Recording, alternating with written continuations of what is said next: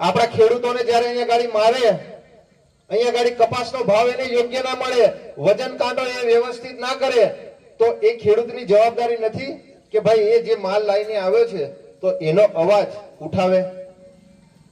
કેમ કે રાત દિવસનો એને પરસેવો છે, રાત દિવસ એને મહેનત મજૂરી કરી છે, એને ખાતર નાખ્યું છે, નિંદામણ કર્યું છે, કલ્ટી મારી છે, પ્લાવ માર્યો છે, તો એને સારામાં સારો એનો કપાસ પાક્યો છે અને એ કપાસ એ બીજા જિલ્લામાં વેચવા જાય છે.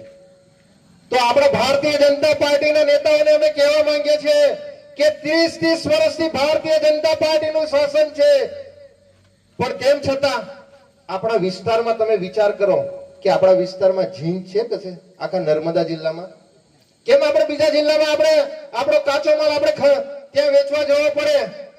શું એ સુવિધા આ જિલ્લાઓમાં બેઠેલા જે પ્રતિનિધિઓ છે એમની જવાબદારી નથી બનતી કે આપણા જિલ્લામાં પણ આ કપાસ હોય, તુવેર હોય કે કોઈ પણ જાતનો કાચો માલ હોય એ અહીંયા ગાડી આપણે ખરીદી વેચી શકીએ?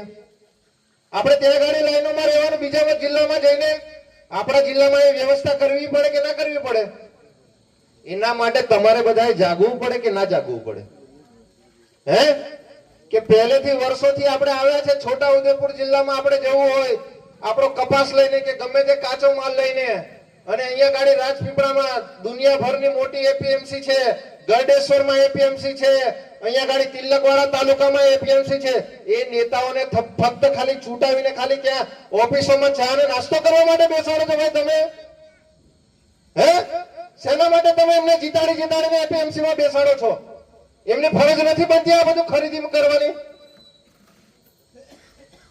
હમણાં ચૂંટણી આવે, આ દૂધ ડેરીની ચૂંટણી આવે છે, તમે જુઓ ત્યાં ગાડી આ ભારતીય જનતા પાર્ટીના નેતાઓ અંદર લડાઈ રહ્યા છે, અને ઘણા બધા નેતાઓ તો એવા છે જેમને ટિકિટો હમણાં ભારતીય જનતા પાર્ટી આપી દીધી કે જેમનું ત્યાં ગાડી દૂધમાં મંડળીમાં નામ નથી, તેમના ઘરે 1 લીટર દૂધ નથી આવતું, અને તેવા લોકો આજે આપણું કમાન સંભાળી રહ્યા છે.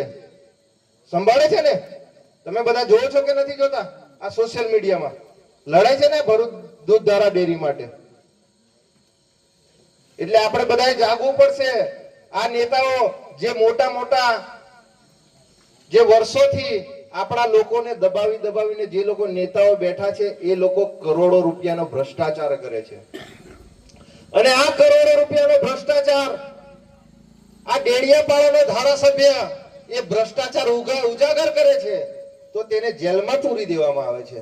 અને જે લોકો ભ્રષ્ટાચાર કરે છે, આજે 2500 કરોડ રૂપિયાનો કૌભાંડ, આજે તમે વિચાર કરો, જે આપણા ગરીબ, આપણા પરસેવાના પૈસા જે આપણે ટેક્સ ચૂકવીએ છીએ, એક ખીલીથી લઈને એક તમે જહાજ લો ને, એક માચીસથી લઈને એક જહાજ લો, ત્યાં